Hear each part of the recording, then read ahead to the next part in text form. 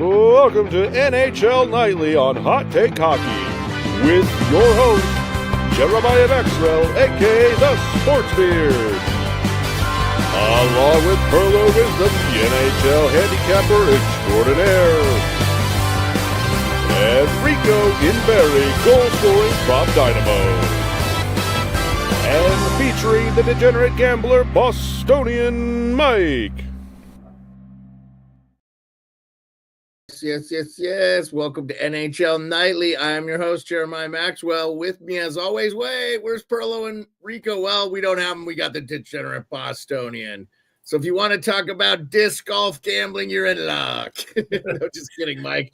It's awesome to have you. Disc Golf World Cup starts in 2 weeks. I think it's going around, man. I got a stomach thing at like Saturday night and was up all night. And Pearlo and Rico are not under the weather, so it must just be going around. Mike kept his diet of just stadium food and beer, and he's perfectly healthy. See, he goes to show you you're good. I believe the key is Mountain Dew and popcorn. I find that is the ultimate immune system booster, guys. So that's... Yeah, Avi, let's go Sharks. Wild game for the Caps. I got to tell you, man, the officiating was not good in that game. And you opened the door for me, Avi. I have to talk about this, and this is disgraceful. Okay, the greatest goal scorer in the NHL is Alexander Ovechkin. I think we can all say he's within 10 of Wayne Gretzky. If he gets killed in a car accident tomorrow, no one's going to refute this. Okay? It is an absolute joke that he has not drawn one single minor. He was tripped by Artem Zub with 10 seconds left to go in the game. No call. In overtime, I think. I don't care. I think it was in the game. In overtime. You have got to be kidding me that he has not drawn one minor penalty.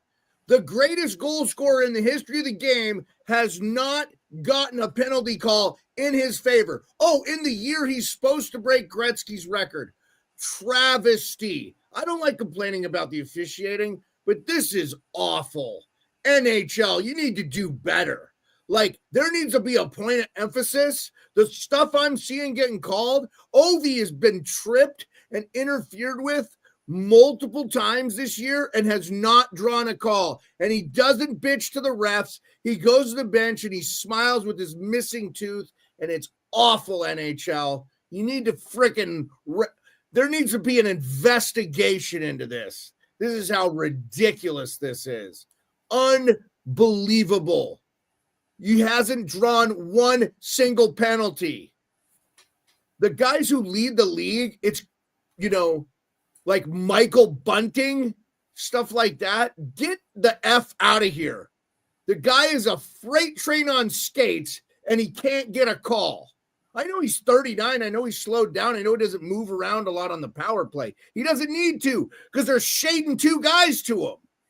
It's helping the team score in other ways. Yeah, I see, Avi. Sharks and Leafs going to overtime. I'm done with my rant. But, I mean, can you believe that crap, Mike? So, actually, my dad and the Savage and I were all talking about this. Like, we found there was too many officials from, like, one area of the world. Like, isn't something like 80% of refs are from Quebec? And then the rest of the world, we have NHL officials. Like, can we just diversify the officiating? Look, I believe, and I have heard from gambling experts, that NBA games have been fixed as recently as yesterday. Yes. Okay? Because these officials can be gotten to, but the lines are so big now and the money bet, they're not going to find these people doing bad things. Yeah, the computer and the algorithms gotten smarter. So have the people that work in organized crime. Okay? And I believe hockey, their officials, I don't know what they make. I think it's a pretty good living.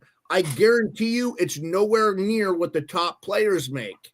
And some of those guys been reffing for a really long time. And I'm just saying, would not be hard to get to an official and say, I want you to call twice as many penalties on said team.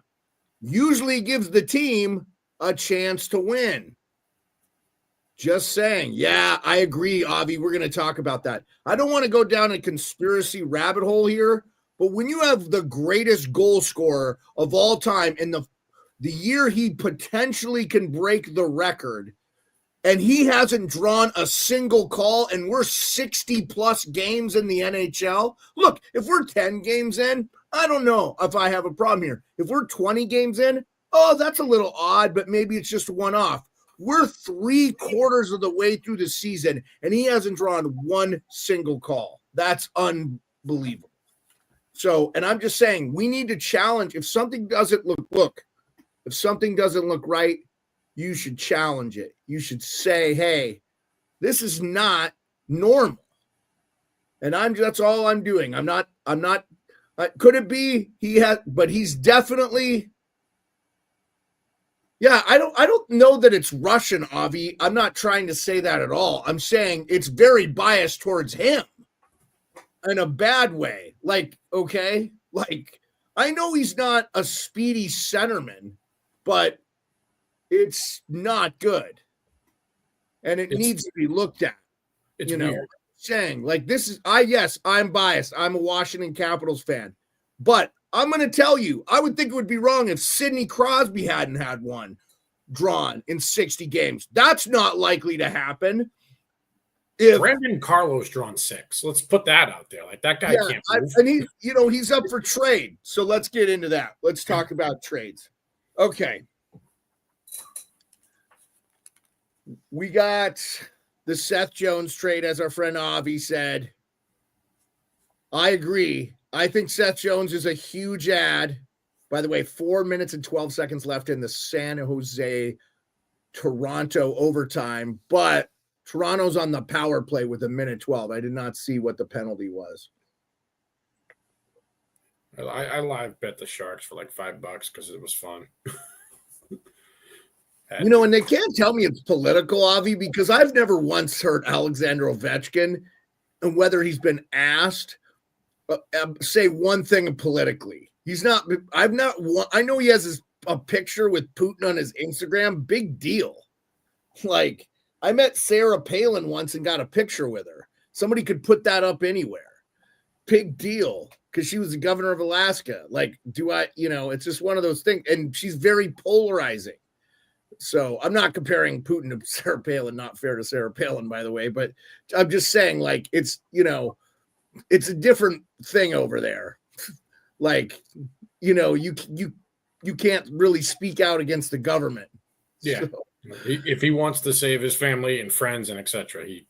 I mean, he's spoke on the record on this as best he could and basically said, like, I don't like war and, I have family over there and I want them to be safe. So stop asking me questions about Putin, basically. Like, so, I mean, that's the most political thing I've ever heard him say in the U.S. I'm sure maybe he says stuff in Russia and people translate it for good measure. I have not seen anything like that. It's just it's just his profile thing. I think he's afraid to change it, quite frankly, but whatever.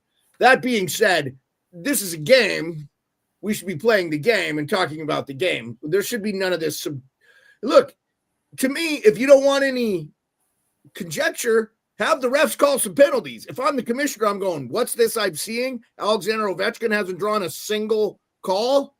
The next time he gets slashed on the hands, there better be 2 minutes. I'm just saying, I'm not asking for made up calls. And I'm not saying, yes, does he drive to the net like he once did with his speed? No. But tonight he was blatantly tripped. There's no way the refs and the linesman didn't see it. No call. It was clear as day. A trip by a guy named Artem Zub. Okay, nothing against Artem Zub. His imprint on the NHL isn't going to be a fraction of what Alexander Ovechkin has done for the NHL. Just saying. Like, you got to be kidding me, man. Anyway, I'm off that diatribe. But very frustrating, anywho. So tonight's scores as we go. Leafs are still in 5 seconds left on the power play here. Looks like they're about to kill it. They have killed it. Out of the box. Oh, I thought the puck was going to be close. Sorry, I misread that. Now it's 4-on-4 until a whistle.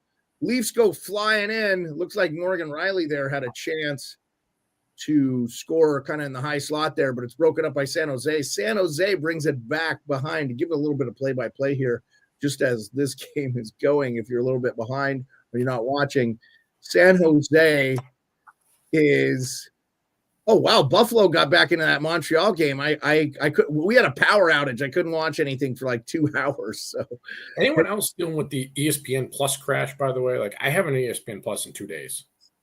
ESPN Plus is a real disappointment of an app for me, man. I was so excited that they got the NHL because I like a lot of the NHL. Yep, still 4-on-4 with 2 minutes and 9 seconds left to go. Here comes Will Smith. He drives in. Deeks loses the puck to 2 Leafs defensemen, but it's kept in by Macklin Celebrini or not. Oh my God, Will Smith short side. I'm sorry. I think that's Fabian Zetterlund. 71. What numbers is that? Celebrini. Celebrini is so good, man. I think that's Celebrini. 71 is Celebrini, right? Yeah. Checking now, I believe This Will Smith Celebrini line is going to be a handful. Yeah, because Fabian Zetterlund 72. So yeah, Sully's 71. By the way, I love this Amazon Prime coverage. If you get a chance to watch it, check their thing out. Like they got Forsland tonight. It's good stuff. Willie Nylander skates around outside the perimeter. Still 4-on-4. They haven't had a whistle. 1:16 left in the overtime. Throws it behind the net to Austin Matthews. Austin Matthews to McCabe. McCabe throws it around to, I think, Willie Nylander's out there. Now Mitch Marner. This is their like PP1 plus or whatever on a 4-on-3. Hard to read. Hawks going to beat LA. Yeah, it looks like LA's going to lose. That's not a good loss for LA. But it's still got a whole period left. Capitals beat the Senators in a shootout 5-4. Canadians win 4-3 in overtime, but that game was 3-0. So Alex Tuck, Tage Thompson, and Rasmus Dahlin get the game, and they tied that up late. So Buffalo gets a overtime loss. Doesn't matter. I like seeing that fight in Buffalo. And then the Panthers beat the Lightning 2-1. Lightning hit the post with no time left. That was a crazy game. And then I didn't really get to watch the Rangers by the time that game was kind of out of control and we'd had a power outage. So I just watched the 4 other games a little bit closer. So yeah, a minute 3 left. We had a stoppage in play, timeout. I think San Jose is taking the timeout, or maybe Toronto, because they want to give their guys some lead. Either way, one of the teams took a timeout. Visitor time. I'm watching the Score app, guys. It's free. It says visitor timeout, so that's not the Sharks, right? Yep. That would be San Jose. That makes sense too, man. They're a really shallow team now that they traded Granlund and Ceci and look, you know what? I don't think it's an accident that Dallas, they lose Shagan and they lose Heiskanen, but they really haven't stopped winning. I believe they won yesterday. They beat the pants off the Red Hot Blues 6-3, and that just tells you like they have the depth scoring now to kind of I heard they were on Seth Jones. If they could figure out that right shot D, like. I've heard Brandon Carlo's name in Calgary. Maybe Calgary's going to move one of their right D like Uyghur and maybe that's who Dallas ends up picking up or something. So, yeah, I watched Preds Rangers yesterday too. That was an okay game, but 2 shutouts in a row for the Rangers, obviously. But tonight the Islanders are what are the Islanders this year? They have zero consistency. So if you're the Islanders, do you shop Sorokin and try to pick up to get consistency? I'm just scratching my head at that franchise. No, it's fine. Hey, 39 in the chat, by the way, leave a like, subscribe, turn on notifications. If you're on X, hit notifications. All I tweet about is hockey. I don't tweet about anything else, so I know I went on this stupid diatribe about Ovi not drawing a penalty. Looks like we're going to have a shootout. I'm telling you, man, I thought the best kicking game I've saw all year. This Sharks team early in the season went into Washington and beat the Caps like 2-0. And I was like, this team is going to be outstanding. I love this hire. I think Wyan Brzezinski has done stuff. Yeah, so Charlie, the only rumor I've heard is that they're in on Brock Nelson. And I think that's the right player for them, Charlie. If you know where War Road, Minnesota is, it's actually closer to Winnipeg than than Minneapolis would be from where it's very, very up there in the state. It's very close to the Canadian border. So, if Brock Nelson wants to be close to home and he wants the chance to win, I mean, look, Charlie, the Winnipeg Jets are the best team in the NHL. You can't convince me otherwise.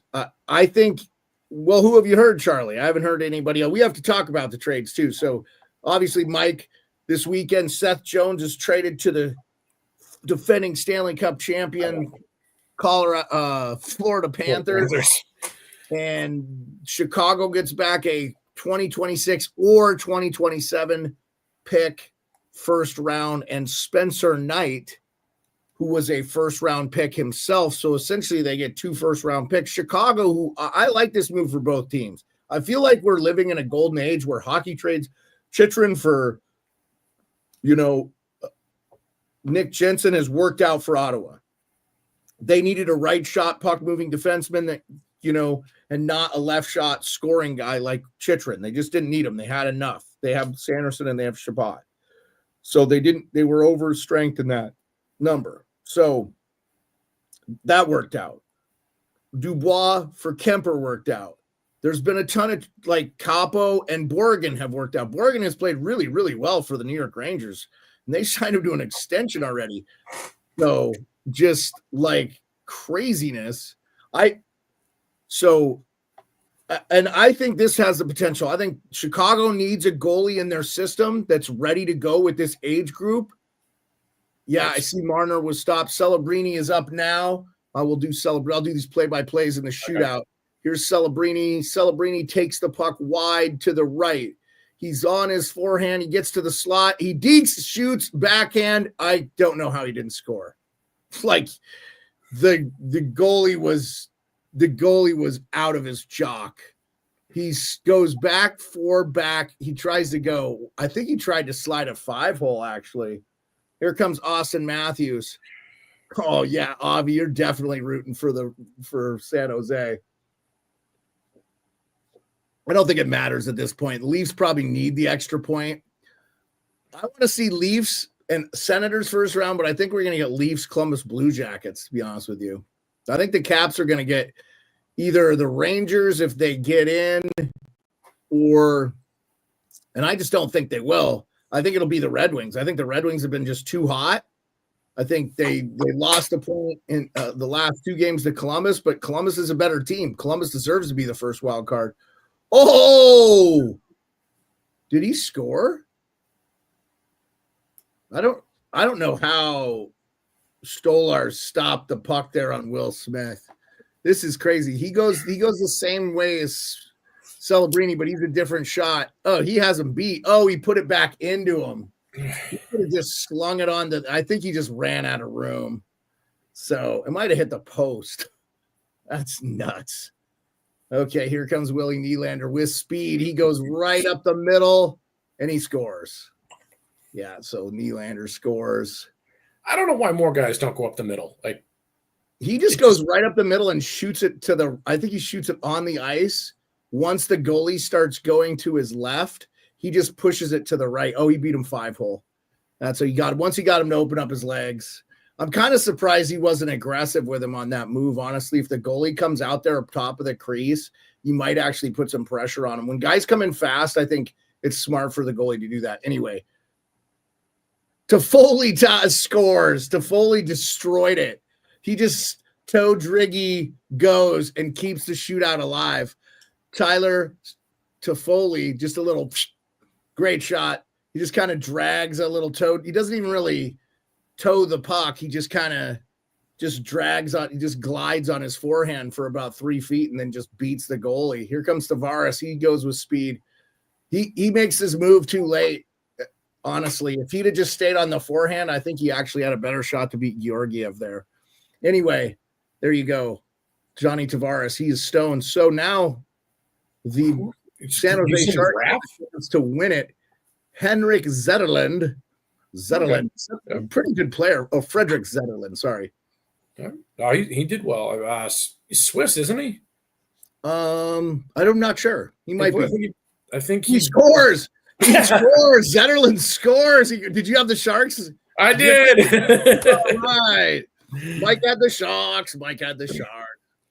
So, 50. Yeah, no, I remember him By the way, summer IHF tournament. He was part of the Swiss team that beat Canada, though that tournament doesn't really count. So, 52 on all platforms, and we're on Instagram, we're on Twitch, we're on YouTube, and we're on X live, and we're going to be on TikTok live because I just shot over 1,200 followers on TikTok. So just check it out, man. Like we're growing. We're going to have sponsors before you know it.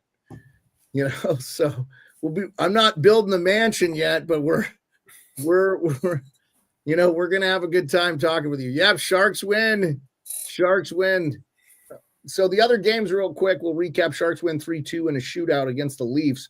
Probably a bad loss for the Leafs there. They're up 2-0 in that game, and they probably should have had a third goal. Rangers beat the pants off the Islanders 4-0. That's 2 back-to-back 4-0 wins again. They beat the Islanders and they beat the Nashville Predators, who I'll be honest with you, I think Nashville's the worst team in the NHL this year. And I don't think it's close. That went wrong this summer. You could say San Jose, they just beat the Leafs in Toronto. You could say, Anaheim, no, they're a 500 hockey team the second half of the season. It's not Montreal. Buffalo's pretty bad, but they've been winning games. Like they came back, they've been in games. So I would say the big difference between Nashville and San Jose is Nashville is age-wise is win now. Yeah. San Jose, they're not win. Age-wise is not win now. They need 5 years. They did. I believe Mario Ferraro did get knocked out of this game. That's huge loss for San Jose because he was maybe potential trade. And honestly, he would have been I would add him on my team. He's just a great left shot blocking defenseman. If you need a defensive defenseman, like, Colorado, I thought he was going to be another ad for them. Like, and they may have room for him because they cleared a lot of space with Rantanen, but they just added some. But they had the Rangers retain on. We will have to talk about that trade too. We'll just get into that trade real quick.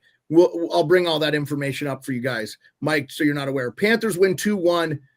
It's 4-3 Montreal in overtime. Capitals win 5-4 in a shootout, and the Blackhawks are up 4-1 now against the Kings. Goals from Andre Athanasiou, his first of the year, so I think he's been out injured.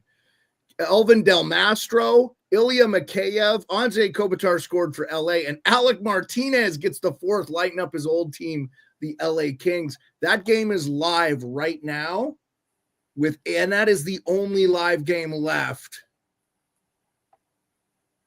The other thing I don't like about ESPN Plus, Mike, is I go to nothing but the hockey.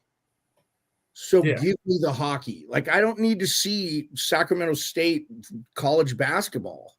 Like, get it out of my feed. I've never once clicked it. Leafs need help now. Yeah, I think they're just gonna, who plays down to their competition better than the Leafs, Josh? They always lose to a team they shouldn't lose 2 or 3 times a year. That's just a sign of an immature team. They're going to grow out of that eventually. They've been much better this year they've been so much better than I expected, honestly, Josh, under the tutelage of Greg Berube. I've really been a fan of what he's done there. I like what they're doing. Charlie says, I know the Jets have Rantanen on their rumor list. Jets are looking for a second line center and a gritty top 4 D-man. Yeah, but if you could add Rantanen, like, why not? If they're going to part ways with Rantanen, so we'll talk about that. Let's go into, I want to talk about Nick Kyprios's trade thing, but we'll get into the trades we missed. Okay, so we talked about Seth Jones and Spencer Knight. First round pick. What did you think of the deal, Mike? I kind of gave my 2 cents. I think it works out for both teams. Yeah. And then we'll get into these other trades. I mean, Florida needed the upgrade with Seth Jones. Sure. Like, I think Seth Jones could fit literally on any roster. So good for Florida for grabbing him. I think this is the best thing that could have happened to Spencer Knight because he was an everyday goalie like that. He cannot be rotated in. He can't be the second guy. Like, I understand he had his problems off ice, on ice injuries, whatever. Like, He went he's away. playing well. Like he needs to play 50 games. What I understand, it was for mental health reasons. Yeah. It wasn't for drug addiction or alcohol, but he probably got a lot of responsibility thrust on him. And then the Panthers signed Sergei Bobrovsky to the biggest free agent, goalie deal, $10 million a year. And if the cap had not stalled because of the pandemic and stuff, I think that deal probably doesn't hurt them as bad. But look, did it hurt them? They made it to the finals and 2 years in a row and they won. And I just feel like Bobrovsky, the way he takes care of himself, his ability to be a great goaltender is not going away. He's probably going to be able to play into his early 40s. He's in such good shape. I just believe it. Like Dominik Hasek, he has the similar body style of Dominik Hasek. I don't think he's tall, but he has that same sort of like very wiry frame, but super athletic in the net. I think it was a good trade. Overall, yeah. But as far as Spencer Knight goes, I haven't seen enough of him to have an opinion about his play. But I think if you get drafted in the first round as a goalie, they tend to have pretty good draft records when they draft goalies in the first round. Marc-Andre Fleury was a first overall pick. He worked out. He's pretty good. Spencer Knight still holds records at Boston College, like goaltending records at Boston College. He still holds USA U20 records. Like he has a phenomenal track record, and he's the horse. Like he's not a guy that can play 40 games a year. He needs 55. You're not getting the best Spencer Knight. He's not Hellebuck that needs 70, but and that's what I'm saying.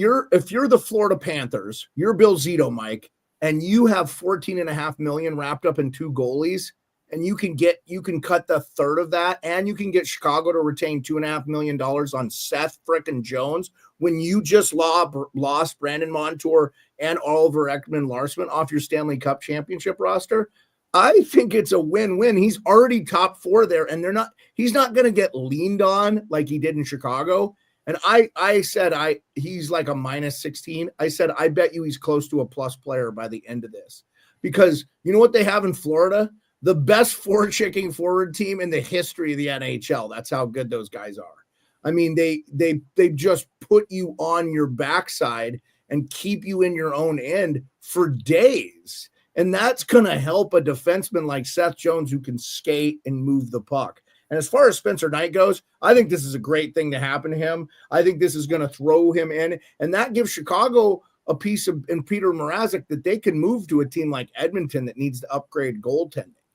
They can't retain, but Edmonton gets somebody else to retain. By the way, LA just about scored. So Soderblom's done well, so they're not going to get rid of him. I think, if you're Chicago and you're Kyle Davidson. So anyway, I think we can move on from that trade. How about you, Mike? I think so. Okay, so the other one that happened over the weekend that we didn't talk about was Gustav Nyquist goes to the Minnesota Wild. I believe he played last year with them a little bit too, or the year before, but he's been there before. I thought it was a little steep giving up a second-round pick for a guy who hasn't done a ton. To me, that felt like a third or a fourth-round pick, but I don't know. I think it was smart because Minnesota needed a guy with all their injuries. So, I think they were victim of, we have nothing and we want it now. Yeah. So I think it was a right move to hold pat to try to get a 2. Or I'm sure they probably asked for a 1, just knowing how desperate. Oh, not for Nyquist. No. I just think Soda was desperate. So I may have asked. I honestly feel like, Mike, if you look, Minnesota's actually been playing pretty good hockey, and they really just need to play 500 the rest of the year. They're not going to lose that top 3 spot in the Central. Colorado has struggled. They're not going to catch them, I don't think. No. So, I mean, we can look here. I'll put it up. I'll put the standings up. Stand a chance. So we'll just do a current standings, and then I'll go back to the trade thing. But right here, you have the wild card. Again, I keep telling Rangers fans, you have a game in hand. You're 2 points behind. I know you're tied in points now, but you have a game in hand. And yeah, okay, they lost 2 in a row, but they're 6-3-1 in their last 10. So even though you won 1 more, you're not going to make up as much ground. And then Ottawa's coming. They got Brady Tkachuk back. They got a point tonight, and they have a game in hand. Okay, so in this case, Colorado's at 72 points. Okay, but they're in the Central. So they could potentially catch Minnesota. But Minnesota's 5-5 in their last 10. They've been 500. That's pretty much what they need to do. Colorado's 6-4. So they might catch up on some ground. And then, I've liked what I've seen. I know that the Flames lost the last game in overtime, but I believe they won 2 of 3 between Washington and Florida. So that's really solid, even though they're 3-5-2 in their last 10. The problem is with them, Vancouver's not been any better, and you do have a little bit of a Blues team coming 6-2-2, but they're coming off a loss. And obviously Utah's still in the mix, and I think that's pretty much it. That's kind of the teams that are maybe going to get in there. But let's just say, for the sake of argument, that I don't think Gustav Nyquist is going to hurt them having him. I just wonder, it's kind of not what I would have added if I was Bill Guerin for a second-round pick, 2026. Anyway, we'll see. Maybe they think it's a pretty low pick for him. I think you're desperate. That's my take, is you were desperate and you had to overpay. Yeah, I don't think they're desperate. I just think it was an overpay. Okay. Let's see. So I wanted to go to Real Kippers Trade Board, and we'll just review some of the people that could be traded this week. Remember, Friday is this trade deadline.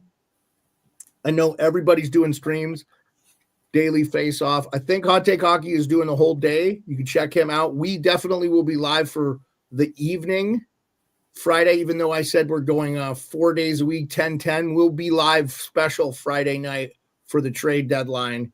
So, Mike, you won't be with us, I don't think. What game will you be going to in the Chicago world or in the college world?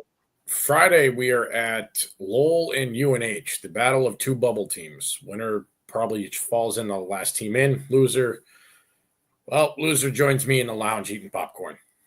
That's the way it's going to be. Okay. All right. So, Mikko Rantanen, do you think he gets traded? Yes. Oh, you do? Okay. So guys, if you didn't remember, obviously, and when I say guys, I mean everybody, all people listening, and Mikko Rantanen was traded from the Colorado Avalanche, and being a pretty good playoff scorer, Stanley Cup champion, like in the top 4 in scoring, it's McKinnon, Draisaitl, McDavid, and Rantanen in the NHL in the last 5-6 years. Those are the guys. He's an elite player. Now, he hasn't assimilated well, and I think the Carolina Hurricanes made the deal, hoped they could get an extension done, gave themselves the time, and now are saying, hey, it's not working out. There's something else out there. They may have to work a 3-deal trade. And they could do this in the offseason too, so I don't know that the panic is there. They could still trade him before July 1st. So that other team could get the 8th year. I believe that can happen.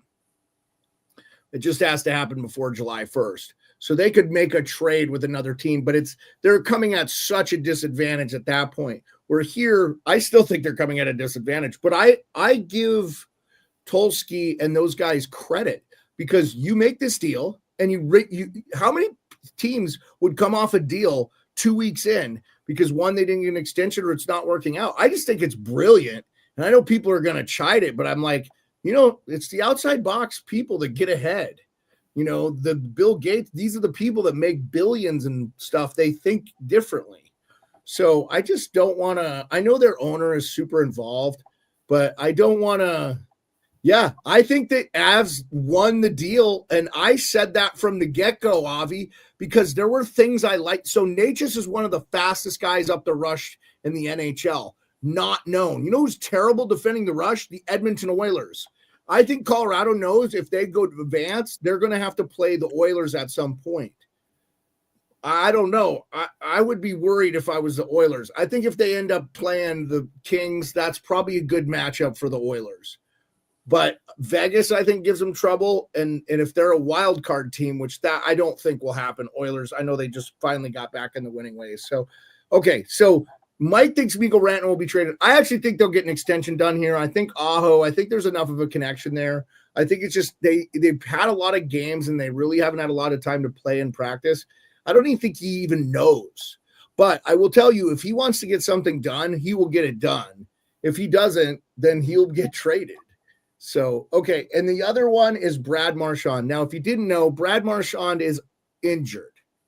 So I'll tell you what, I got a sneaking suspicion, Mike, that a team like Colorado's in and they just give up a nice pick to Boston, like a first, to retain 50% on Brad because he's a UFA. So none of this carries over to next year.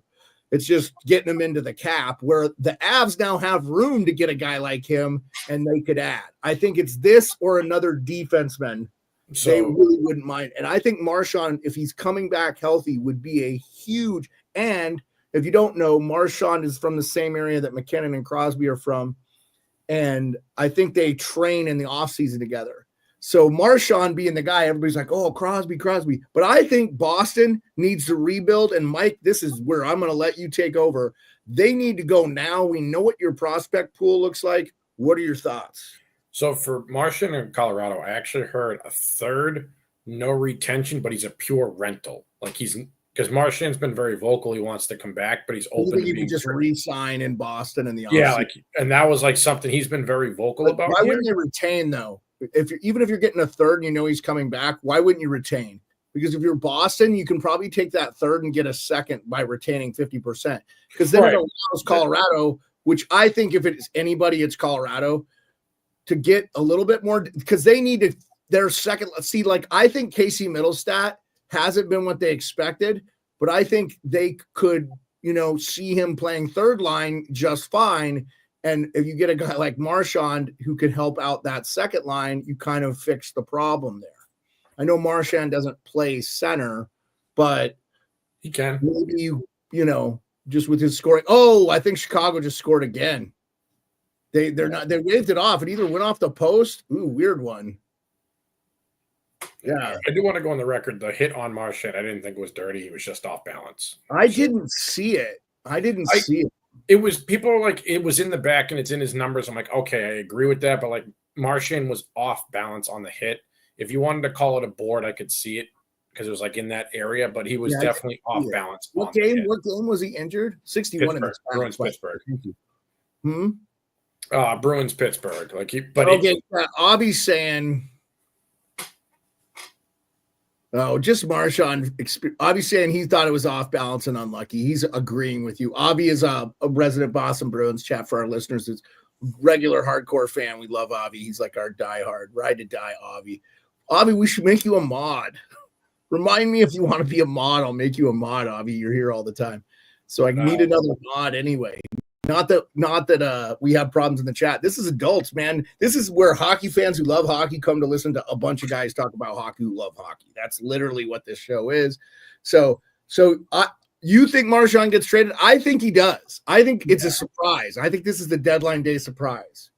I've heard Carlo getting shopped too, and there was actually a trade, which I think I don't credit because I reached out to I was looking like Mark All Reds and he kind of laughed at it. It was on his Twitter. I don't remember exactly what it was. So Mark, if you're listening, to get Mark on. We need to reach out to him. But it was like Marchand and Carlo to Edmonton, and I'm like, there's no way this deal goes through.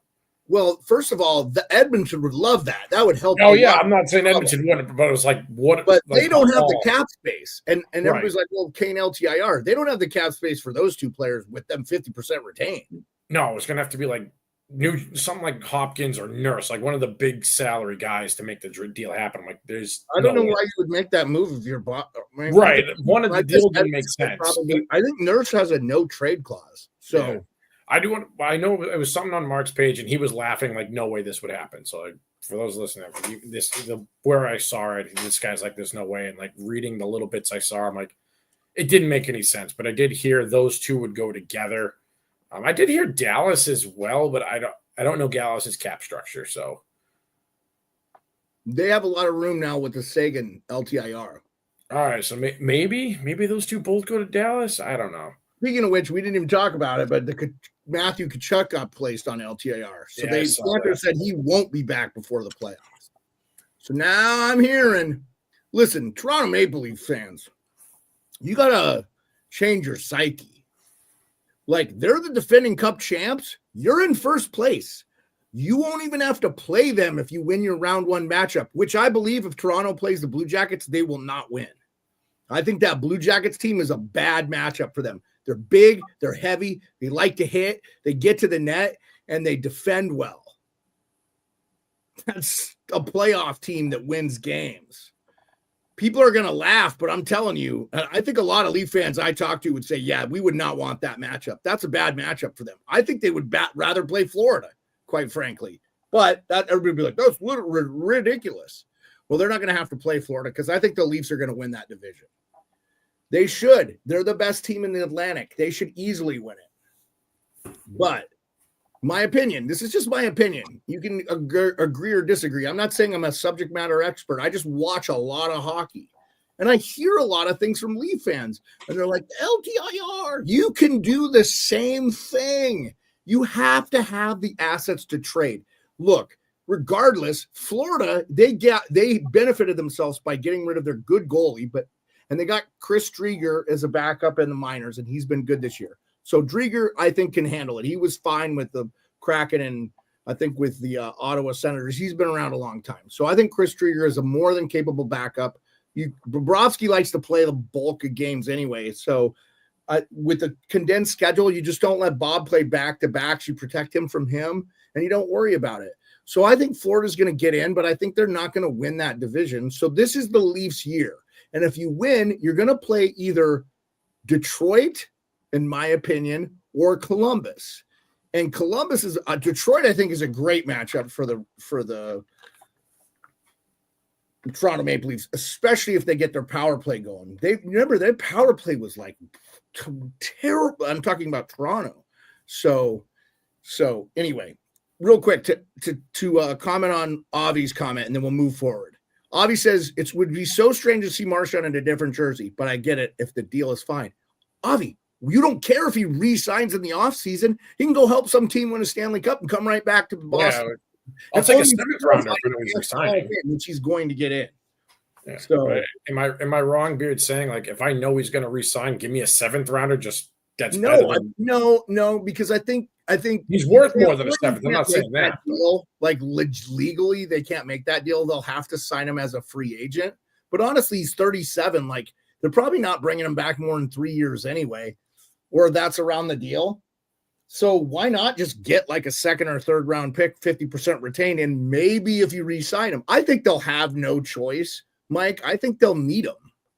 Yeah, I think they need him. Who is coming up from the minors to help fill that void? Unless you're going to start tanking for Gavin McKenna, which I'll tell you what, I think say what you want to about the Chicago Blackhawks, but they kind of did something for the rest of the league. Don't tear it all the way down. I think San Jose didn't have a choice. Like they had like career-ending injuries and guys who just aged out of the game, and like Thornton and Marlowe. So it just hit them all at the same time. I don't feel like they did a tank job. Now they traded away talent and stuff like that, but Chicago tore it down. They traded Brandon Hagel, who was on Team Canada. Like I bet you they would love to have Brandon Hagel still. And those picks haven't turned into Connor Bedard. It's not like Tampa Bay didn't win the cup. You know, they gave up 2 first-round picks. So Chicago didn't turn those into players that are even playing in the league right now. So they've got guys coming, but they did a full teardown, and I think a lot of teams are like scared of it now. So anyway, if I'm the Boston Bruins, you lack prospects and you need picks. Trade Marchand, gets those things, and 50% retain. And if you want, you can bring him back next year to help be your captain for another couple of years, which no one would say boo about. No.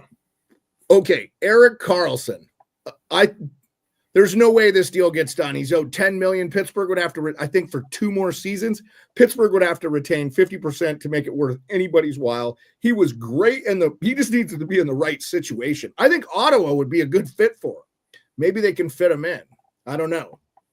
But I think this deal doesn't get done until the offseason. I think it's just too complicated a deal.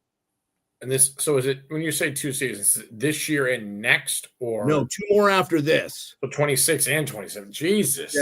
Yeah. Here, I'll pull up Cap Friendly and we can verify. But Pittsburgh has cap space to burn right now. I think they're Yeah, but they're not a cup contender, and like I feel like when Oh no, Pittsburgh is not a cup. They're not making the playoffs. So. but if you're not dealing Crosby Yeah. and Malkin so they can go play out the last of their careers on a winner, part of me says you owe it to him to try. I've heard Malkin won't be traded as well. So I doubt Crosby, Letang, or Malkin ever go anywhere. Now, Malkin, I thought he actually was pretty on fire at the beginning of the year, but he's been banged up with some injuries this year. And that's kind of been him the last few years anyway. He's so big and strong, but I just think he's actually taken quite a bit of abuse. He plays a pretty physical game. He's a great player. I mean, I love him. You know, that's what I say, like when they try to do the Crosby Ovechkin, I said, for one, they both play different positions. I go, if you want to compare players, compare Malkin and Crosby. They both play center. You know, if you want to compare the Russian Canadian thing, and like Malkin's right there. I mean, he just hasn't stayed healthy. That's probably the biggest thing you could say about Malkin. So I have to say, like, it's just one of those things where, like, he's a monster. I mean, he won a Conn Smythe, he won a Hart Trophy. Like, to have that as your second line center in a team, that's pretty amazing. That's how you win 3 Stanley Cups in your career. You know, just say who for everybody would say Nick Backstrom. Nick Backstrom isn't the player of Genny Malkin is. Nick Backstrom's a fine player, a Selke finalist, a very good defensive center, very good two-way, one of the better passing centers. But he's not even the best passing center the Washington Capitals have ever had. I mean, that's Adam Oates. So, like, I like Nick Backstrom, but I've said he won't get in the Hall of Fame. You know, he gets in the Hall very good. You know, and that's, you know, you need Hall of Famers and throw in with Crosby, Letang, and Marc-Andre Fleury. Those guys are all Hall of Famers. That's 4 Hall of Famers on one team. That's how you win Stanley Cups. So, you know, McDavid will need another Hall of Famer or 2 on his team to win Stanley Cups. He's got Draisaitl, but that's it right now. And so, you know, the great teams win those. Man, Chicago is just doing everything they can to keep the puck out of their net. So I agree. I think Karlsson gets moved in the offseason. Where are you at with this? Ooh, dang, Chicago's goaltender's hurt. Yeah, Spency's hurt, but it looks like he's going to be okay. Just a foot injury, minor. But Karlsson, 10 million is hard to move him though. Like I'm thinking, like, all right. So you said Ottawa. I'm trying to think of teams that have the space. Like 10 million is a lot of money, and he's not. Yeah, well, so Pittsburgh's going to have to retain 50%, Mike. So all if right. we just bring it back, here. We can look at who has the deadline. Does Florida make a shot at him then? So Ottawa has no cap space. So the deadline cap space. Here, let me bring it up to the high. Yeah, sorted. Like, part of me says the Panthers. I think the Lightning have a little bit of space. Columbus, Calgary, which I don't know if Calgary. Calgary's not far off. They're closer than Pittsburgh, but really Columbus and Calgary are 2 playoff teams. If you're 50% retained, maybe Buffalo. Utah, that's an outside one because they're kind of there. They're young and up and coming. You throw in an offensive guy on that team, maybe he works. But, okay, I just think that's a move that doesn't get done. I don't want to spend any more time on Erik Karlsson because we've got a lot to talk about.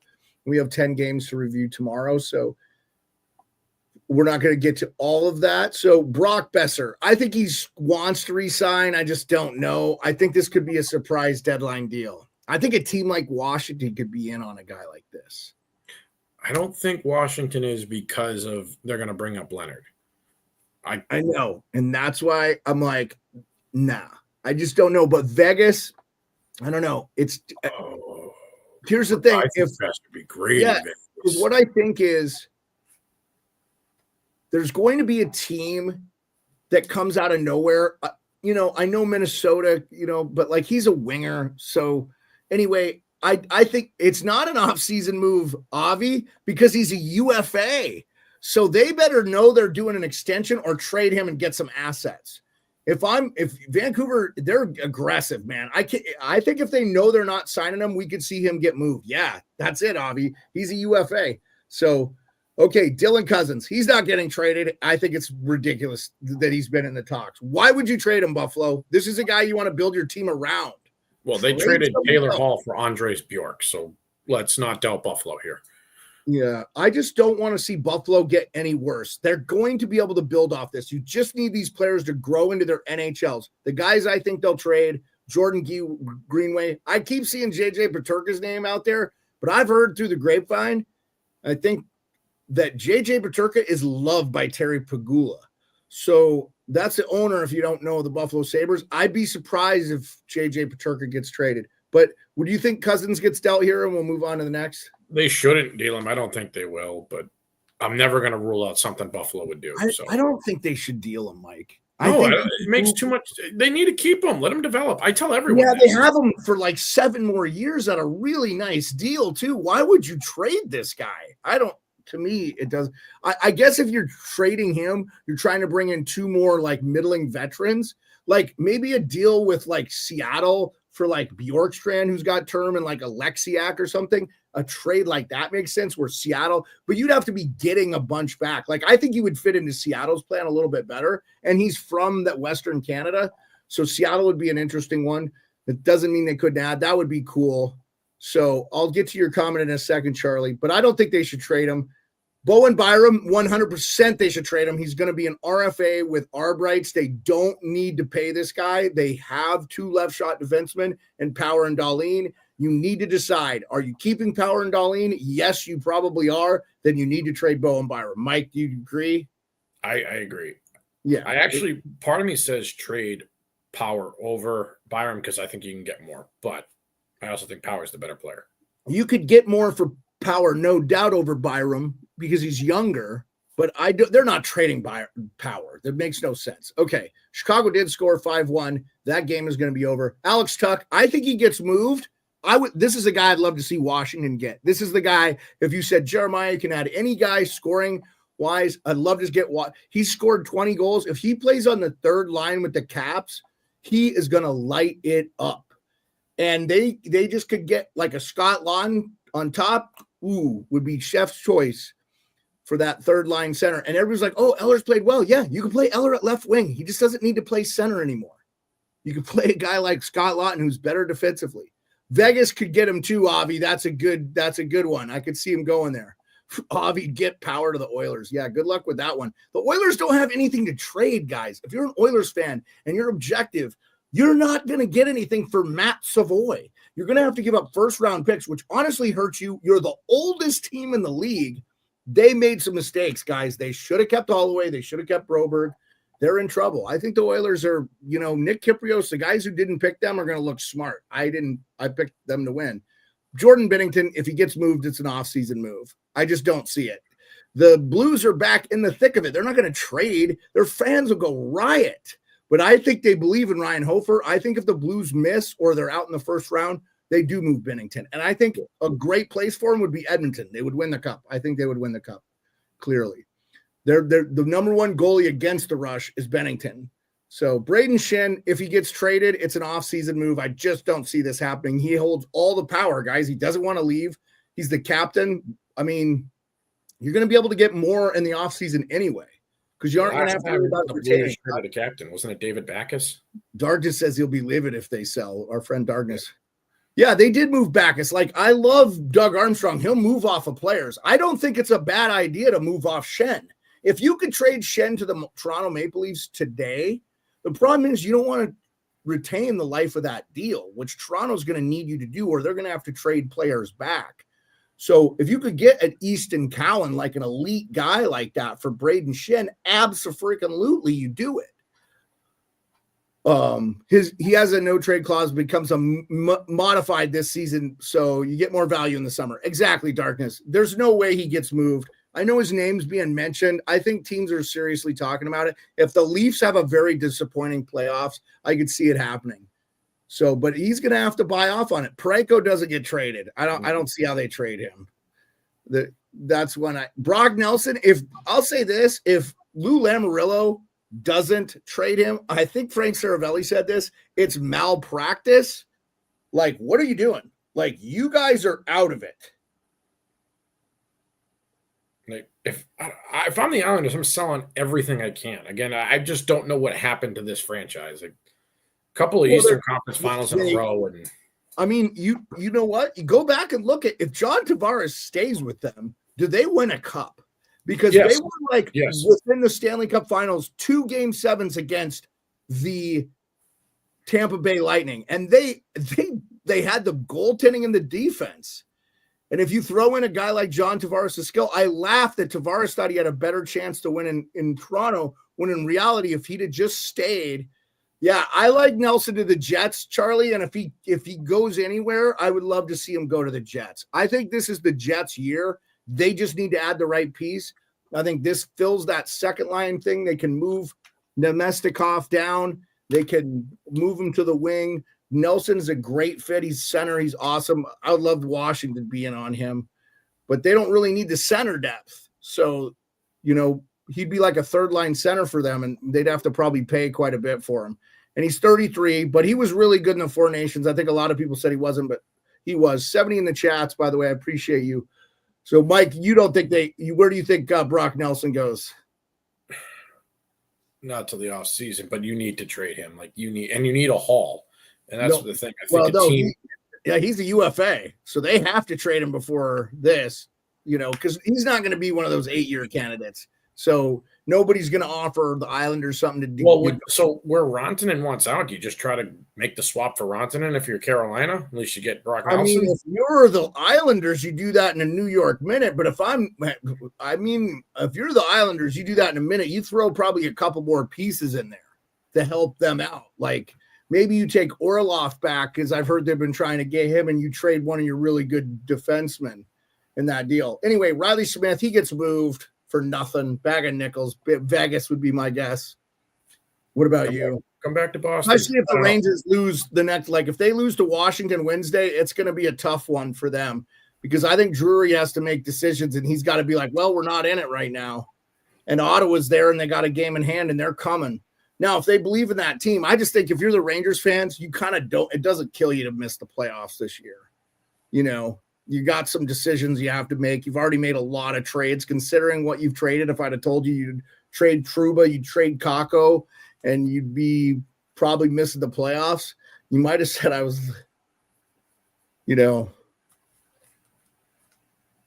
Yeah.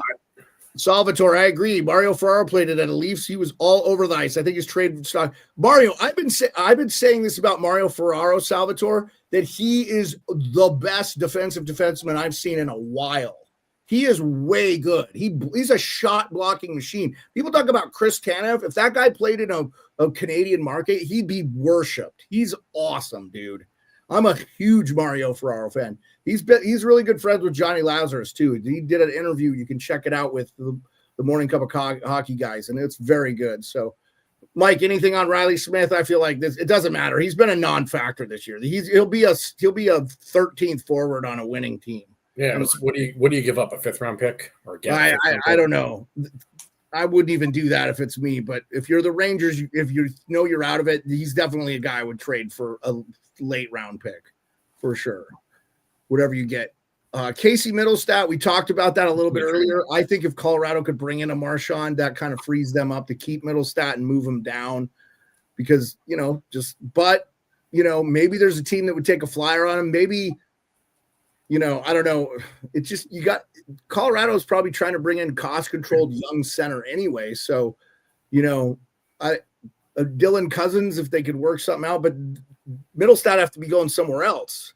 Yeah, so, you don't trade Middlestat. Because he came from Buffalo, so Buffalo's not going to take him back. So it's that's the thing. Maybe Washington, maybe if they were in on it, because he's got a pretty good deal. He's not overpaid. So Trevor Zegras is an off-season deal for me. I think he does get traded. This will be the last year of his deal. What do you think? I don't think he wants to be in Anaheim. So if I'm the Ducks, trade him. It's not. If a guy isn't happy where he is, I say just get rid of him. There's no need for him to be miserable, and it creates locker room problems. Yeah, Avi, I agree with you that the Devils could use. I think the Devils should start looking at next year, and I think maybe they should maybe look at Mo Nemec and maybe another one of their defensive guys and trading for Quinn Hughes. Because I think if Vancouver ends up doing a rebuild-ish, I don't think Quinn Hughes is going to be down for it. And I think reunite the Hughes brothers all on the same team, and let's see what you got. That would be epic. And I know Vancouver Canuck fans don't want to hear that because Quinn Hughes is so awesome. I'm not trying to take Quinn Hughes off your team, Vancouver, but something is wrong there. You were the best team in the West last year, and you should have been in the conference finals. So it's just such a sad fall off, and I'm so disappointed for you guys. It's really here. Sorry, give me a second here on my display. And I acted up. I don't like. Excuse me. Apologize. Okay, so Zegras is an off season. What do you think? Yeah, you're falling off the map for sure. I just read a stat, Avi, that since Rick Tocchet has told Pettersson to shoot the puck more, in 3 games he has 1 shot. 3 total 1 shot. Something's wrong there. I don't think he likes the coach either. I think there's a problem there, that's systemic in the, whatever. So, but if I'm Quinn Hughes, I'm like, I'm not dealing with this. Like, send me to, because the one thing you can say about the New Jersey Devils, they got assets up and down their lineup. So they could move guys. You could maybe even move a guy like Timo Meier, who's got term, where Vancouver would be like, yeah, we'll take that guy because we need to figure it out. But they're going to need like a Nemec. They're going to need some huge defensive stuff on the backside. Zegras is off season. What do you think? Or yeah, Mike. Yeah, definitely off season, but you need to move him. They're trading him. He needs to change the scenery anyway. I think he wouldn't disagree. John Gibson, I thought, please send him to Pittsburgh. See, here's the problem though. Why? Pittsburgh needs a goalie though. I do think Gibson to Pittsburgh would make sense. He's from there, but I think they should have done this like 2 years ago. Yep. Or even Edmonton right now. Give him the Edmonton. They should have done this before they signed Jari to an extension. Until they figured, I think you could have probably got 2 or 3 years ago, you could have got John Gibson for Tristan Jari. I think that Verbeek might have done that. I think now there's no way he would do it. Obviously, you're not going to be able to move Tristan Jari at all. So let's see what Avi. Darkness says, I love what I've seen for the Blues out of the break. We lost last game, but we had to play 3 games in 4 nights versus all playoff teams, keeping it close. Yeah, you kicked the crap out of the Caps. I think you look fine. I think Avi, I look at that team and I'm like, they're a playoff team. They're just missing something. Yeah, I don't know how they do it, Charlie. Unless Vander Kane is on LTIR till the playoffs, then maybe. But they've got to give up a lot for him. If you're, and they're going to have to clear. By the way, final score. If you give up Skinner and what pick to get Gibson? I think you're going to have to give up 2 first. If I'm Pat Verbeek, I'm saying I want 2 first round picks and like Bo Akey. And you're going to have to take a goalie off their hands. And if it's me, I want Picard, who's good and lower priced. And they'll have to keep Skinner in that salary. So they'll have about $10 million in the goalies. And I don't know. It's got to be with Kane on LTIR. But so here's the funny thing. And if you guys understand, this is, from what I understand, the reason Stan Bowman did not match the offer sheets for Broberg and Holloway was they wanted cap flexibility. And by this time of the year, they would be able to make a nice, significant move. The problem is they brought in Klingberg and they brought in Kapanen off waivers, and those salaries have filled that cap space that they would have had. So now they have to wait on Vander Kane to decide if he can't play, and he's trying to come back like he's skating. So that affects their cap. So if he's ready to go, like he can just go. Now, a lot of people are like, well, why doesn't he just do the LTIR thing? Well, yeah, I know, but we're talking about a Vander Kane. He's a different cat. So this is an issue. So this is where Edmonton's at. Oh, and by the way, yeah, no doubt, Darkness, I'll put that on there. No, there is, yes, they don't have it doesn't even matter the cap space. Who do the Oilers have to trade? Like, they don't have much in their system. So you could get a lot back. If I'm Verbeek and they're in a rock and a hard place, I want this prospect. I want this guy. I want this guy. Edmonton's in win now mode. You need to trade everything. Like everybody's saying they're a cup contender. The West is weak. They could get through if, with that talent. So Darkness says, thank you, Edmonton, for Holloway and Broberg. They've been really good this year. I totally agree. They've looked amazing. Broberg had 2 goals against the Capitals, the first 2. Holloway had a goal. Like, he's all over the place. He's in his 20s. Evander Kane is a tough situation. Maybe trade him. Or they can't trade him. He has a no movement clause.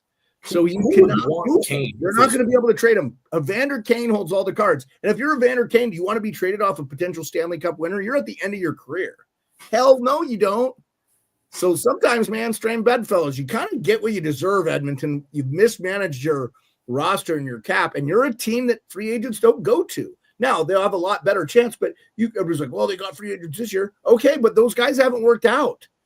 Jeff Skinner, up until recently, has kind of largely been a bust. Arvidsson's been not good for them. So those are their 2 big offseason deals, and I think Henrique has been kind of overpaid for what he's provided for them too. Now, Edmonton fans might disagree with me, and that's fair.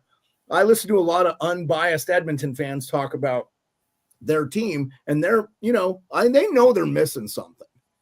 And they looked real abysmal. They have a really bad record against winning teams. So, but Avi, they weren't 1 goal away. They were 1 goal away from tying. They were also a goal away from being swept in 4 games.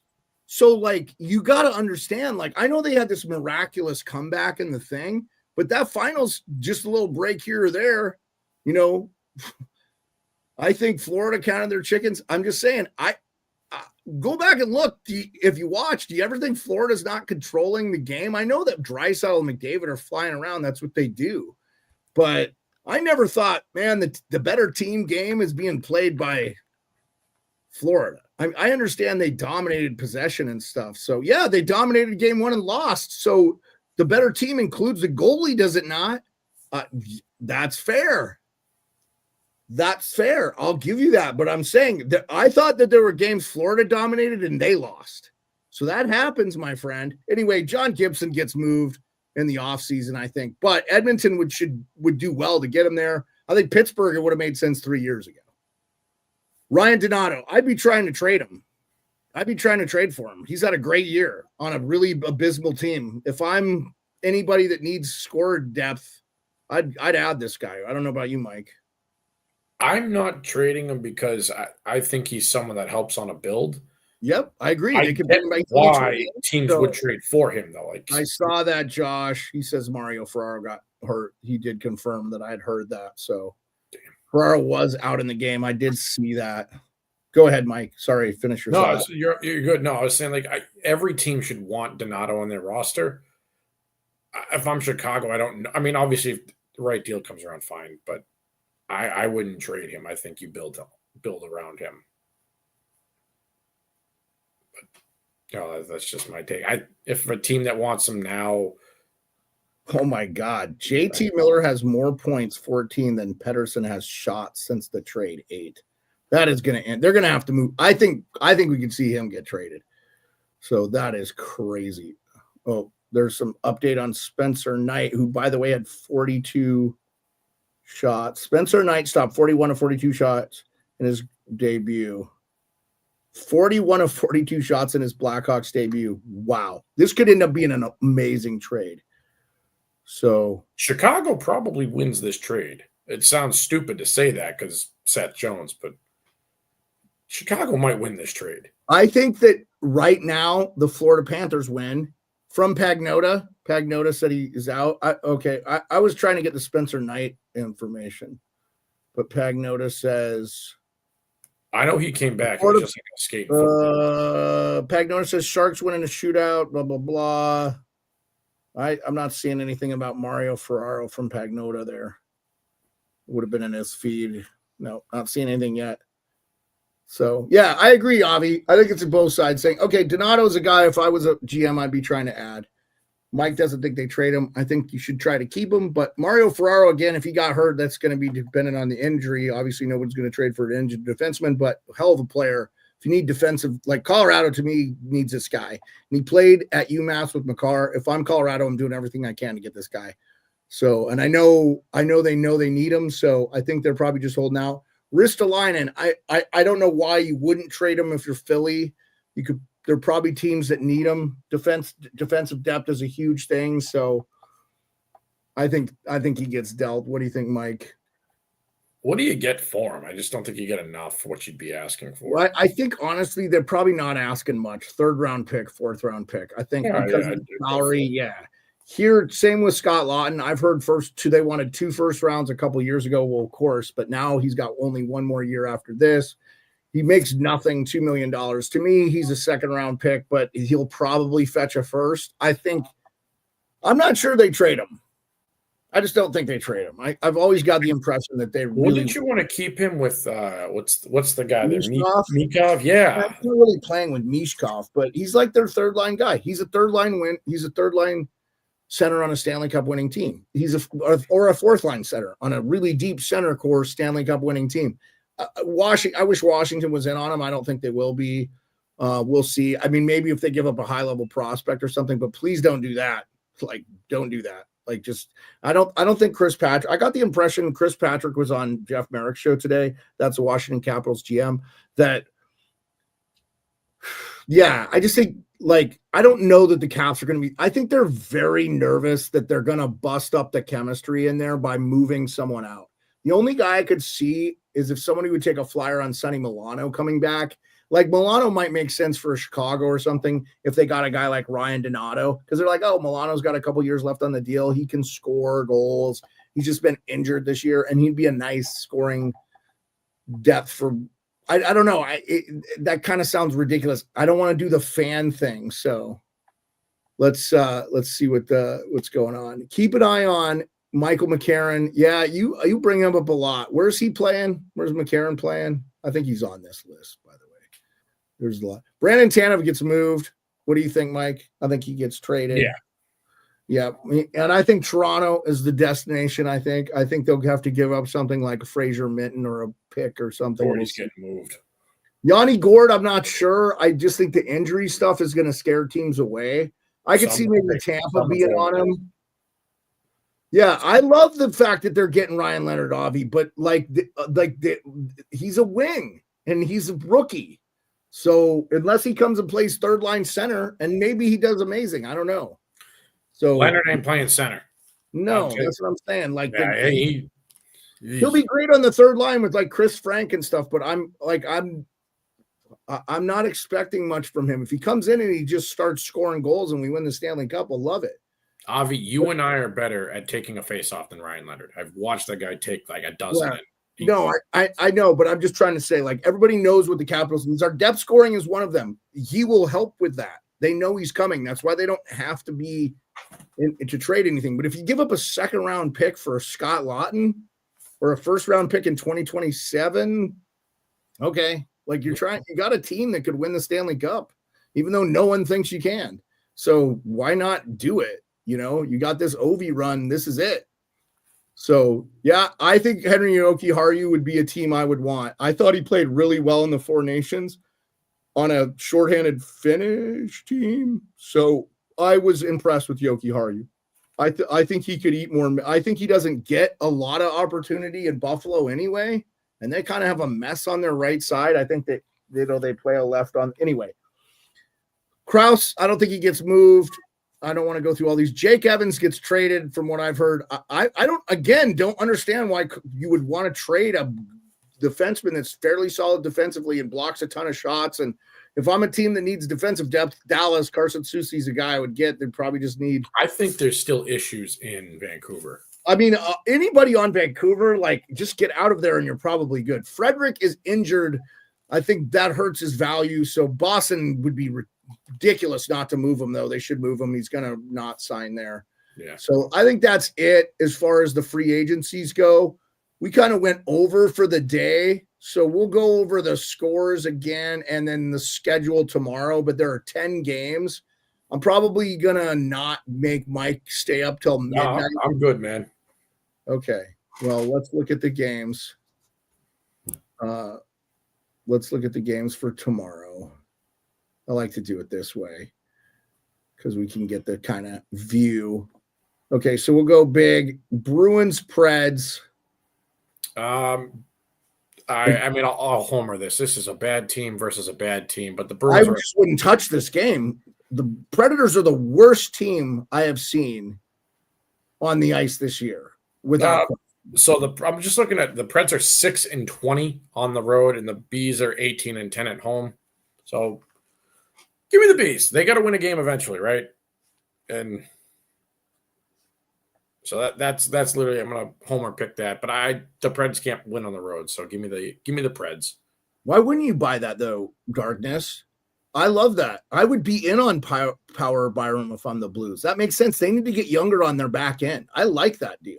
If they don't have to give up like a terrible amount there, maybe if Parayko is a guy you're moving out to get him over there, but and you might do that deal if you're Buffalo for future. I don't know. That's a weird one, but yeah.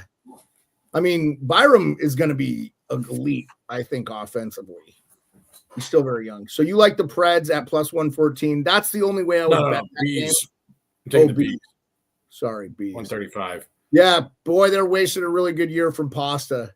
But they just don't have anybody. Look, I put it on the Bruins, but they have zero prospects in their pool. That's all their front office. Their players have been fine. I think if you have a healthy Lindholm and a healthy McAvoy, it's a different story. Oh, yeah. Let's go on to the second game. Sharks, Sabres. Gosh, Sharks put in a real nice effort tonight. I've been saying this all year. Take the Sharks at plus 105. You're going to win more times than not. They usually don't lose games by more than a goal. This team works their bag off. And they almost did it the other day and they gave up an empty netter, but they almost never lose by more than a goal. There's a snowball's chance they win this game too. I mean, if I'm betting it, I'm betting on the Sabres or the Sharks. Plus, I'm not taking the Sabres at minus 250. They've been right. horrible. I mean, this is a game I think the plus 1.5 is actually pretty liable. Avi likes this plus 1.5 the Sharks. He also says the teams are back-to-back. He's right. The Sharks played today against Toronto, but that's not a huge move to Buffalo, so not a huge trip. Can get there by bus, so not very far. And the Sabres played Montreal, so Montreal's been playing some really good hockey. Okay, we got Red Wings, Hurricanes. Man, the Hurricanes got to win this, but boy, the Red Wings have got to win too, man. They got to keep winning. Like I told Mr. Glasses Half Fill from the New York Revival, I said, I don't think your Rangers make it, and this is why, because the Red Wings have been playing 700 hockey, and they're the best record in the NHL since McClellan's taken over. So they've played really well. Their penalty kill was awful. Like they were on record to have the worst recorded penalty kill in the NHL. It's really been their Achilles heel, and they've needed goaltending. I had wondered if they would be in on a Gibson. Gibson is a guy, I think if they could make it work, I think he makes a lot of sense for them. But I think they just need to figure out the cap space situation. So Detroit has $4 million in cap space. I think they could take Gibson on now. And then they could make that deal work, but obviously something would have to be going over the other way because they're at their roster limit. So Gibson is a guy I think would make sense for them, and they have the space for him. So I think maybe you could see something there work out, maybe a pick and a prospect or like a roster player. Maybe you get another one from – I think Brian Dumoulin would have been a piece that teams were looking at too, but he ended up getting injured. So yeah, I like the home dog here. I like it a lot. I'm with you. I Plus would 1.5 easy. Or straight up. The Hurricanes have not looked right since the Netchus trade. And I know Rantanen's a different type of player, but they just haven't figured out how to assimilate them into their offense. And I think that man-on-man offense doesn't really benefit a guy like Rantanen in his game. I think he doesn't have that type of game. I think he's a great player, but I just think it's just a bad fit. And I think they kind of recognized it right away. They do the analytic thing, but sometimes you just have to have the hockey sense that player doesn't work with that team, All right, Jackets Lightning, Mike. What do you think here? I'm riding with the Jackets here at plus 150. I think the Lightning are a good team. They're streaky. I think if they get helps from the officiating, they could win the game. But I think, look, the Jackets are on fire right now, and they got to keep winning. Again, This is another reason I like the Jackets here. They're coming off a really emotional sweep of Detroit to move up into that second wild card. I like the over 2 Darkness, but I definitely think or I'm sorry, if that was the chat's moving along. Yeah, Darkness said over. And Yeah. I'm with him. No Johansson, or I'm sorry, no Vasilevsky tomorrow for Tampa. Yeah, because he played tonight. They played tonight. Yeah. Florida. Yeah, why wouldn't you put him up against Florida? Like, that's a good measuring stick. That's a division rival. You're probably playing them in the first round. And you're already in Tampa. We're getting Florida Tampa in the first round. So, and I think that's a terrible matchup for Tampa, by the way. They want to play Toronto or they want to play somebody else. Like, it almost wouldn't hurt them to fall to the wild card and have to play. But again, they might end up playing Toronto if they fall the first wild card. So, because if they're the first wild card, then Toronto, if they win that division and they're second in the East in points, they're going to get that first wild. They're going to get that. Oh, they'll get the second wild card. No, the first. Sorry, they'll get the first. Okay. Flames Flyers. I wouldn't bet this game. Yep. I think. Go ahead. I'm not touching this. Yeah, you always do bad. I would say the Flames have played really, really well though, and they didn't look bad against Tampa. It's just Tampa's a more talented team. Jets, Islanders. I don't know how you take the Islanders here. The Jets are the hottest team in the NHL. There's no way. So what's weird is this is showing 162. I'm getting 150 right now for the Jets. So I don't know why the Jets you're getting better value all of a sudden. So sounds like the Flames reached out to the Bruins about Pearlo. Yeah, we saw that, Josh. Again, it doesn't make a lot of sense for me because of the number of right shot D they already have there, and unless Mackenzie Weegar is somebody they're moving off from, which I think would make sense. I think they keep Rasmus Anderson, sign him long term, and probably trade Mackenzie Weegar if they're bringing in a guy like Brandon Carlo. Anyway, I'll go player for player on that. I'd be happy with that. What if you got Anderson for Carlo or Weegar? Weegar for Carlo? Yeah, if I'm Boston, I'd do that deal for sure. Yes, I think that's a decent deal for Boston. Weegar's had a good year. Anyway, The only reason I say Weegar, it could be Rasmus Anderson they trade too. Like Rasmus Anderson will go to Boston. I would do that deal too. So, and they might just make sense. Like Boston might be adding for the tomorrow, even though they know they're not going to make the playoffs because they're not. They got too many injuries, guys. There's just no way. Okay, Devils, Stars.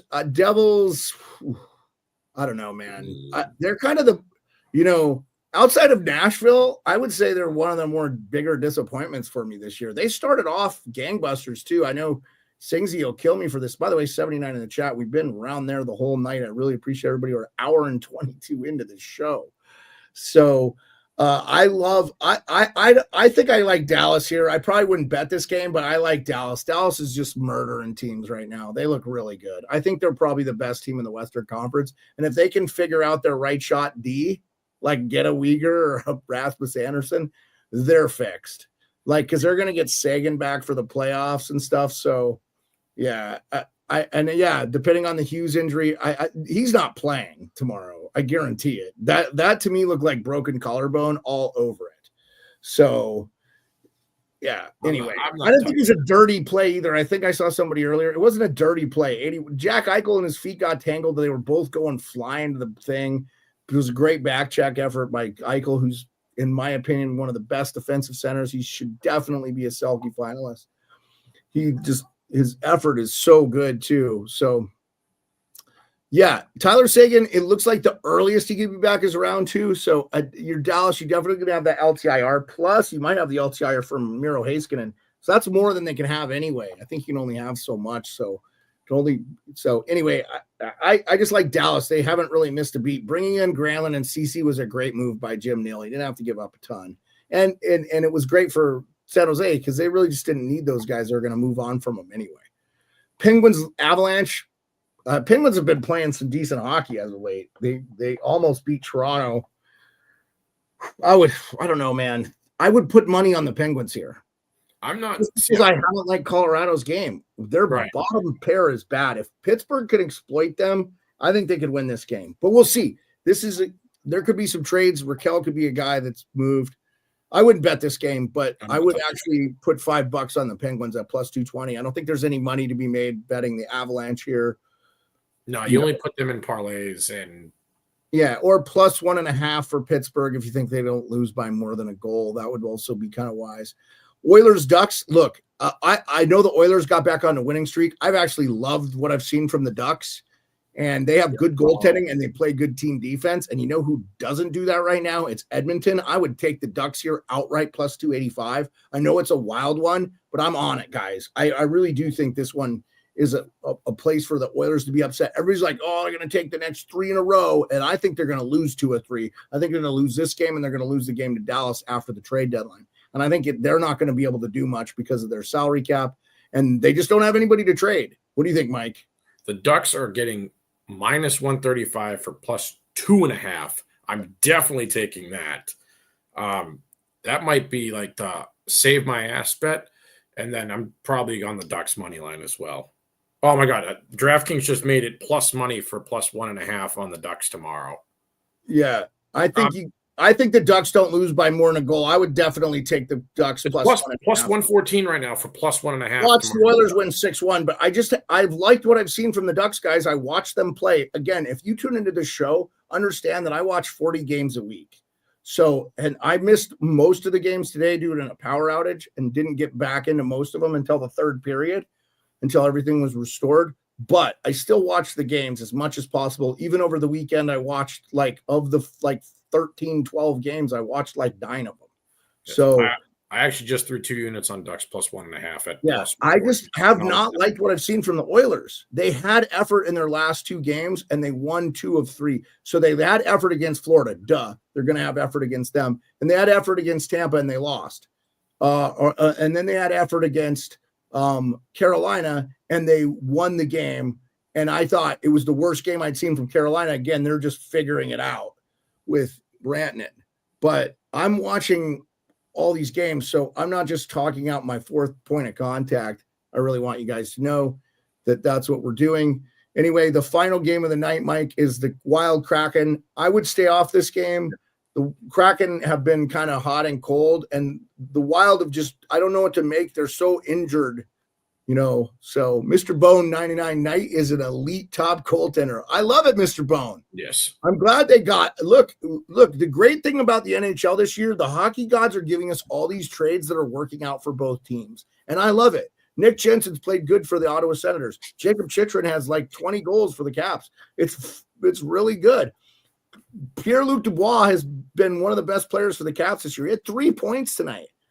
And Darcy Kemper's been money for the Kings. I don't think he was in net tonight, actually, by the way. I'll have to look at the stats there. I'm not sure it was him. So, but hey, I expect that we're going to get trades. And this is why I'm not in a huge rush to get off, because I think we're going to get trades. And I think we're going to get trades soon. I think in the next 12 hours, you're going to see a flurry. The smart general managers are going to get out in front of this. They're going to get out in front. One, you get extra days with these players you trade. If you know you're adding, you need to do it now. And they do it. The smart ones do the moves in January. That's just the way it is.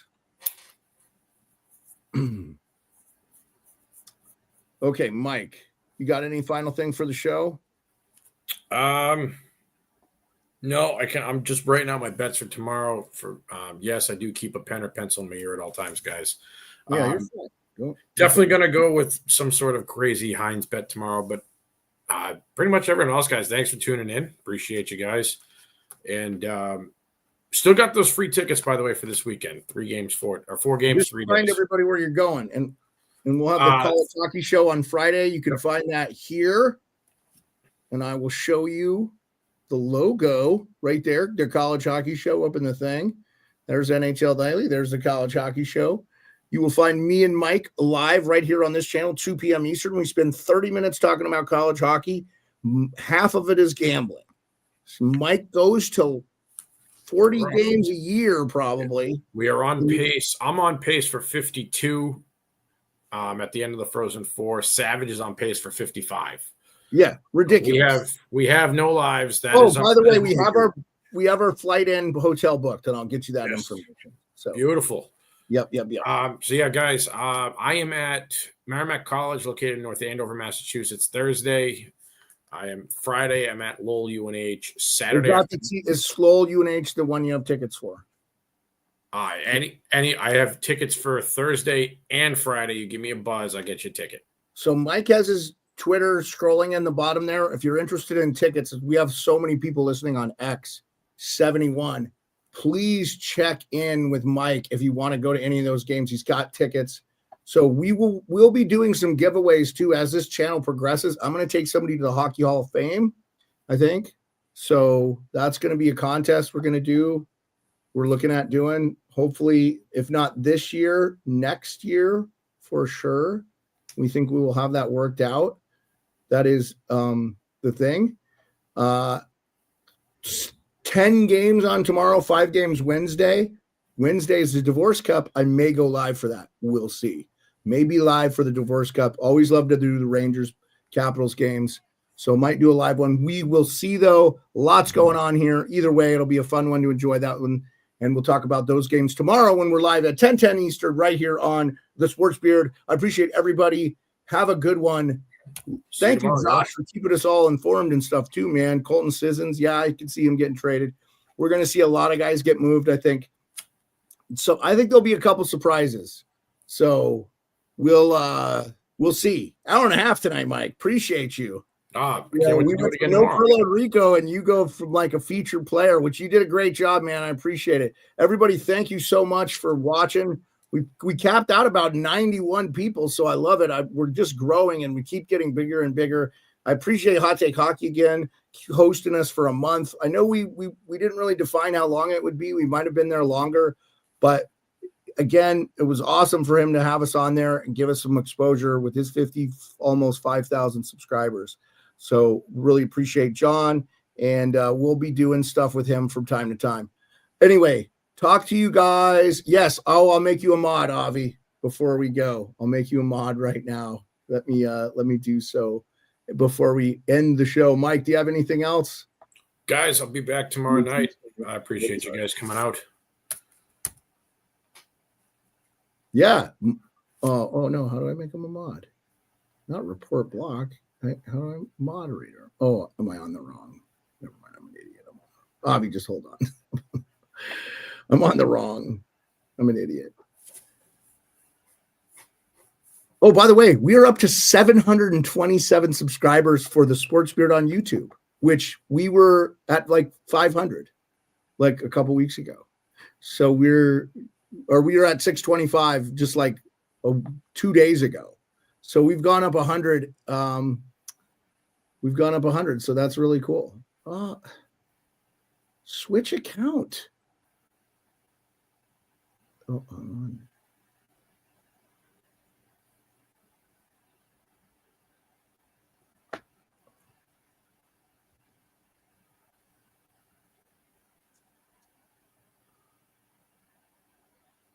I not live right now? What is happening?